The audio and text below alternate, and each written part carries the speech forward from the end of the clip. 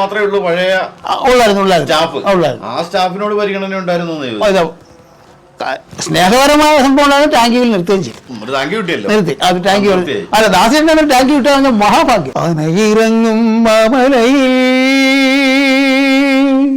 ആരും കേറാപ്പുമലയിൽ ആനയിറങ്ങും മാമലയിൽ ആരും കേറാപ്പുമലയിൽ നീലിമലയിലും തന്താന തന്താന പൂട്ടി. എന്തായിരുന്നു കാരണം? അവിടെ ടെക്നീഷ്യൻസ് എല്ലാം കൂടെ ഒരു ചെറിയ പ്രശ്നം ഉണ്ടാക്കിയതാണ്. അവിടെ യൂണിയൻ്റെ ഒരു സംഭവം ഉണ്ടായിരുന്നു. ദാസേട്ടൻ എന്നോട് ചോദിച്ചു, ഒരുപാട് മൂടോഫായി. എന്നോട് സംസാരിച്ചപ്പോൾ ഒത്തിരി വിഷമത്തിലാണ് സംസാരിച്ചത്. ഒന്നുമില്ല. പുള്ളി എഞ്ചിനീയർ, അവിടുത്തെ സൗണ്ട് എഞ്ചിനീയർ പിന്നെ വിളിച്ച് പറഞ്ഞ് ഞാൻ പോയെന്ന് ചോദിച്ചു. അപ്പോൾ പറഞ്ഞ് ഇല്ല അവിടെ ഉണ്ടെന്ന് പറഞ്ഞു. അവന് ബസ് ഫെയർ കൊടുക്കണമെന്ന് പറഞ്ഞു. നീ വരുവനദേവതേ ഞാനെന്നോമലേ ഏകാന്തം സന്ധ്യാംബരം ശോകാർദ്രം കാണുന്നു ഞാൻ. ഒന്നുമില്ല, ഇതിനകത്ത് ബഡ്ജറ്റ് വരുമ്പോൾ വളരെ ലോ ആയിരിക്കും. ഈ കാര്യമെല്ലാം നടക്കും. തോമസിന്റെ കയ്യിലേക്ക് കാശ് വരുന്ന കാര്യം വളരെ ബുദ്ധിമുട്ടാണ്. കാര്യം ആ സംഗീതത്തിലുള്ള ആ അനുരാഗം, ആ പ്രണയം. സംഗീതം വിറ്റ് കാശാക്കല്ല. അല്ലല്ല. ദാസേട്ടനുമായിട്ട് നേരിട്ട് തരങ്ങണിയിൽ കുറെ പേർക്ക് ഉണ്ടാവില്ലേ? ഉണ്ടായിരുന്നു. മധുര ഗീതങ്ങള്, ഓണപ്പാട്ടുകള്, അയ്യപ്പഭക്തി ഗാനങ്ങള്, ഇതെല്ലാം തരഞ്ഞെടുത്ത ഞങ്ങളുടെ ആൽബം പാട്ടുകളാണ്. ആനയിറങ്ങും മാമലയിൽ ഗംഗാമ്പലം ചെയ്ത് അത് തന്നെ ഞങ്ങളാണ് കോറസ് പാടിയത്. അതുപോലെ സമ്പത്ത് ശിവൻ ചെയ്ത ആനന്ദ നൃത്തമാടി സ്വാമി അങ്ങനെ വർക്കുണ്ടായിരുന്നു. ഈ ഗംഗാമ്പലന്റെ മ്യൂസിക് വളരെ ഫേമസ് ആയിരുന്നു. സ്ട്രിക്റ്റും ടഫുമായിരുന്നു. ഉദിച്ചുയർന്നു മാമലമേലെ ആ ഗാനം. അതുപോലെ ആനയിറങ്ങും മാമലയിൽ, അതാണ് ഏറ്റവും ഫേമസ് ആണ്. ആനയിറങ്ങും മാമലയിൽ ആരും കേറാപ്പുമലയിൽ ആനയിറങ്ങും മാമലയിൽ ആരും കേറാപ്പുമലയിൽ നീലിമലയിലും തന്താന തന്താന ഉദയാസ്തമയങ്ങൾ തന്താന തന്താന നീലിമലയിലും ഉദയാസ്തമയങ്ങൾ തിമമല ചാർത്തും കരിമലയിൽ അയ്യപ്പ നിൻ ശരണം അടിയനെന്നും ശരണം സ്വാമിയപ്പ ശരണമപ്പ പമ്പാവാസന ശരണമപ്പ സ്വാമിയപ്പ ശരണമപ്പ പമ്പാവാസന ശരണമപ്പ ആനയിറങ്ങും മാമലയിൽ ആരും കേറാപ്പുമലയിൽ. പിന്നെ വേറെ പെട്ടെന്ന് യേശുദാസുമായി ചേർന്ന് ഓർക്കാൻ അതേമായിട്ട് ചേർന്ന് ഈ അനന്തിനൊപ്പം കൊട്ടുന്ന ആനയുണ്ട്. അതുപോലെ അഗ്നിനിലാവൻ ഉഷാക്കന്നയുടെ ഒരു വർക്കുണ്ട്. ദാസേട്ടനും ഞങ്ങളുടെ അവിടെ അടുത്തുനിന്ന് കോറസ് പാടിയത് ഒരു റൂമിൽ തന്നെ. ഒരു റൂമിൽ തന്നെ. നീ വരുവനദേവതേ ഞാനെന്നോമലേ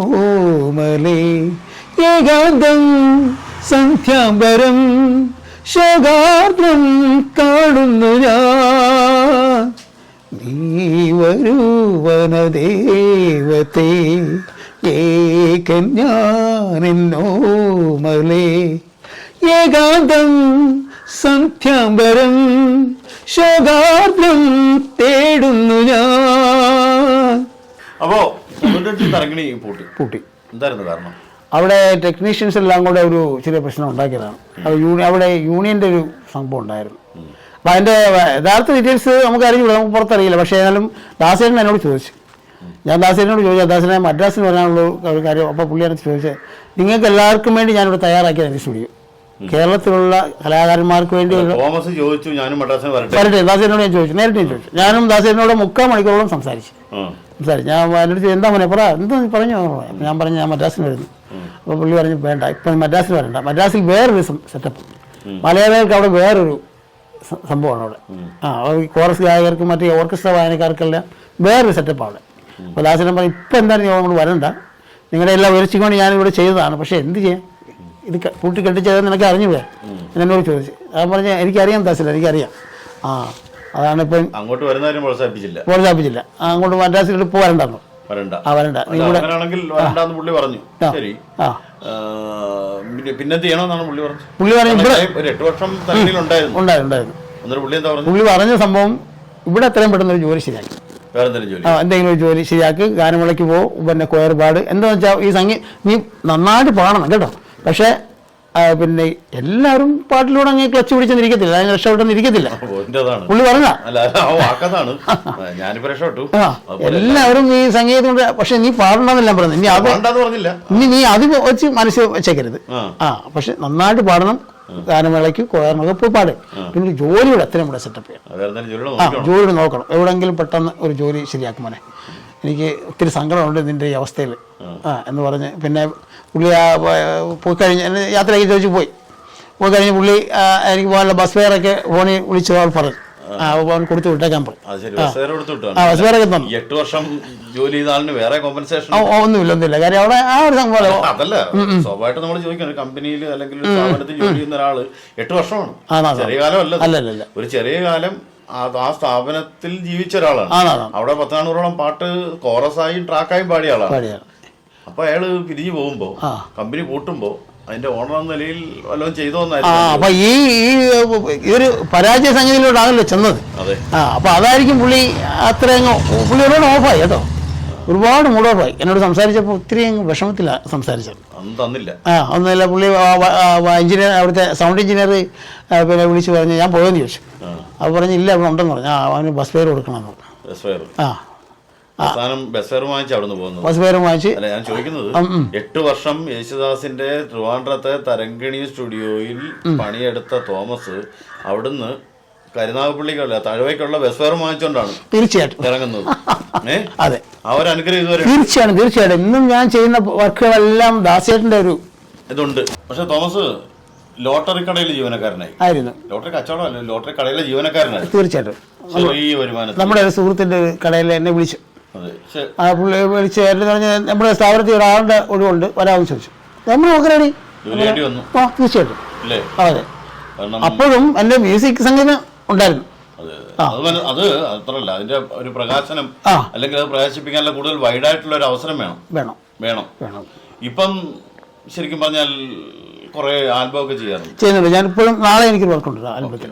അപ്പൊ മാത്രമല്ല ഇപ്പൊ ഈ ഒരു ബിസിനസ് ഒക്കെ ഉണ്ടല്ലോ, ഇത് ഇങ്ങനെ ചെറിയ ഇവിടെ കുരിശടി വന്നപ്പോഴേ ചെറിയ മെഴുകുതിരിയൊക്കെ വാങ്ങിച്ച് വരുന്നവർക്ക് ചെറിയ കൊടുക്കത്തക്ക രീതിയിൽ നമ്മുടെ ഭാര്യയാണ് ഇതിന്റെ ഇൻചാർജ്.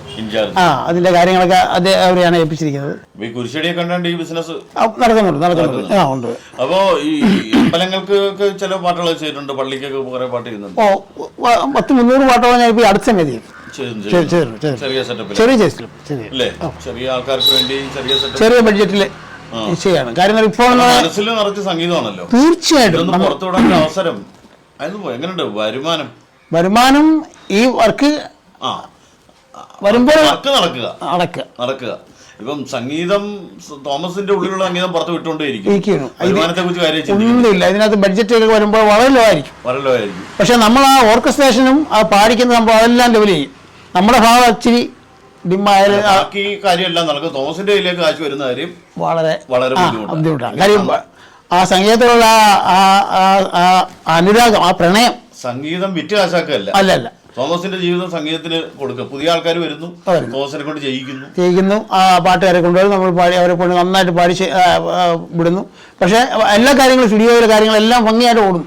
പക്ഷേ ഇങ്ങോട്ടുള്ള പ്രതിഫലം ഇങ്ങോട്ട് വരുമ്പോഴാണ് ഇല്ല. അങ്ങനെ അത് വളരെ പിന്നെ കാണാം എന്ന് പറഞ്ഞു. ശരി, പിന്നെ കാണാം. പിന്നെ നമുക്ക് ഞാൻ വിളിക്കാം. അങ്ങനെ അടിച്ചെന്നെ പറഞ്ഞു അതിന്റെ ഒരു ചെറിയൊരു കൈ മുടക്കുന്ന പോവാം. അപ്പൊ അതിൻ്റെതായ ബുദ്ധിമുട്ട് എങ്കിലും അടുത്ത വർക്ക് വരുമ്പോൾ ഇങ്ങനെ ഡിമ്മായാലും ശരി നമ്മളതിൽ ചാടിക്കൊള്ളുവാണ്. അല്ല, ഈ സംതൃപ്തി അനുഭവിക്കുന്നുണ്ടല്ലോ. തീർച്ചയായിട്ടും അതിഭയങ്കരമായ. ഞാൻ ഈ അടുത്ത സമയത്ത് ചെയ്തൊരു വർക്കാണ്. നീ പെയ്തു വീണതെന്നാത്മാവിലേ നീ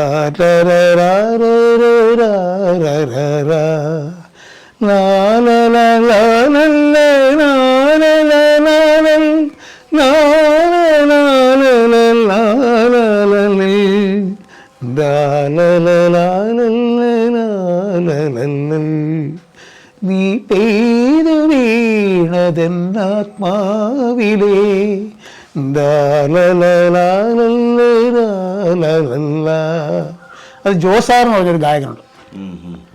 ഞങ്ങൾ തനങ്കണിയിൽ ഞങ്ങളെല്ലാം കൂടെ സഹപ്രവർത്തകരായിരുന്നു. അദ്ദേഹത്തെ കൊണ്ടാണ് അത് പാട്ട് പാടിച്ചത്. ഒരു തോമസിന്റെ സംഗീത സംവിധായകനാണ് നിലവിൽ. കൂടുതലും ഇപ്പോൾ സംഗീത തോമസിന്റെ മറ്റേ സംഗീതം ഈണങ്ങളായിട്ട് പുറത്തു വരുന്നുണ്ട്. കുറെ ആൾക്കാരിലേക്ക് അത് പുതിയതായി പുതിയ ഒരുപാട് പാട്ടുകാർ. വരുമാനം ഒന്നും ഇങ്ങോട്ട് എത്തുന്നില്ല. വരുമാനം വളരെ ലോ ആണ്.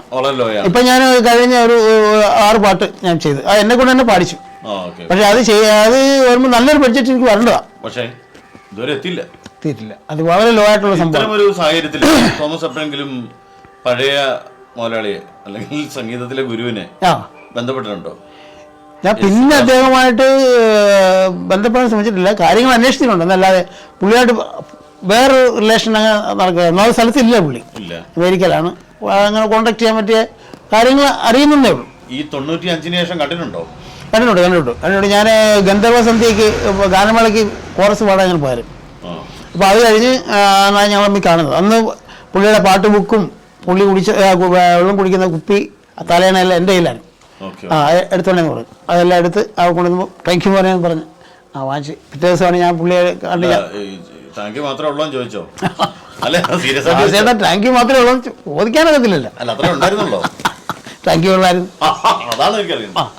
താങ്ക് യു മോനെ എന്ന് പറഞ്ഞു. അതേ ഉള്ളായിരുന്നു. അത് കഴിഞ്ഞ് പിന്നെ നമ്മൾ കോറസ് പാടിയതിന്റെ പൈസ വേറെ കിട്ടി. അത് വേറെ. പക്ഷെ ദാസേന്റെ ഭാഗത്തുനിന്ന് തരങ്കണിയിലെ പഴയ സ്റ്റാഫാ. അതെ, ആ പരിഗണന ഉണ്ടായിരുന്നു എന്റെ ചോദ്യം. പേരും പഴയ കക്ഷികളല്ലല്ലോ. അല്ലല്ല. ഈ ഗന്ധർവ സന്ധ്യക്ക് വന്നവരാരും അല്ല. അപ്പം തോമസ് മാത്രമേ ഉള്ളൂ പഴയ സ്റ്റാഫ്. ആ സ്റ്റാഫിനോട് പരിഗണന ഉണ്ടായിരുന്നു. സ്നേഹപരമായ സംഭവം ടാങ്കിയിൽ നിർത്തുകയും ചെയ്യും. നിർത്തി. അത് ടാങ്കി അല്ല ദാസേട്ടൻ ടാങ്കി കിട്ടുക മഹാഭാഗ്യം. തോമസിന്റെ വലിയ മനസ്സ് അല്ലേ? തോമസ് ഇപ്പൊ ഒരുപാട് പാട്ടുകൾ സംഗീതം ചെയ്യുന്നുണ്ട്. എങ്ങനെയാണ് സംഗീതം ഭാവിയിൽ വലിയ സംഗീത സംവിധാനാവാനുള്ള ദൈവം എന്താണ് നിശ്ചയിച്ചിരിക്കുന്നതനുസരിച്ച് നീങ്ങട്ടെ. കാര്യം പറഞ്ഞാൽ എൻ്റെ ഈ വരുന്ന വർക്കുകൾ 100% എത്തിക്കാൻ ആഗ്രഹിക്കുക. 80 കറക്റ്റ് ആക്കാൻ നോക്കുന്നു. ഞാനിപ്പോ സംഗീത സമ്മാനത്തിൽ 500 പാട്ടിനടുത്ത് ചെയ്തിട്ടുണ്ട്. പാട്ടുകൾ പോകുന്നുണ്ട്. ഈ ഉടനെ പ്രകാശനം ചെയ്യുന്നുണ്ട്. ഉടനെ വർക്ക് 26-ാം തീയതി ഒരു അമ്പലത്തിൻ്റെ ഒരു വർക്ക്, ആ ഒരു വർക്ക് റിലീസിംഗ് ആണ്. അതിൻ്റെ പ്രകാശനം വിശിഷ്ടാതികളൊക്കെ ചെയ്യുകയാണ്. അപ്പോൾ പ്രിയപ്പെട്ട പ്രേക്ഷകരെ, തരങ്കിണി സ്റ്റുഡിയോയിലെ 8 വർഷം ജോലി ചെയ്ത തോമസിൻ്റെ വിശേഷങ്ങളാണ് നമ്മൾ കണ്ടത്. തോമസ് ഇപ്പോൾ 500 പാട്ടുകളോളം മ്യൂസിക് ചെയ്ത ഒരു സംഗീത സംവിധായകനാണ്. ഈ സംഗീത സംവിധായകനായും ഗായകനായും എല്ലാം തോമസിൻ്റെ ജീവിതം കൂടുതൽ പേരിലേക്ക് എത്തട്ടെ, തോമസിൻ്റെ സംഗീതം കൂടുതൽ പേർക്ക് ആസ്വദിക്കാൻ കഴിയട്ടെ എന്ന് ആശംസിച്ചുകൊണ്ട് തൽക്കാലം നമ്മൾ ഈ എപ്പിസോഡ് വൈൻഡപ്പ് ചെയ്യുകയാണ്. Thank you Thomas. Thank you.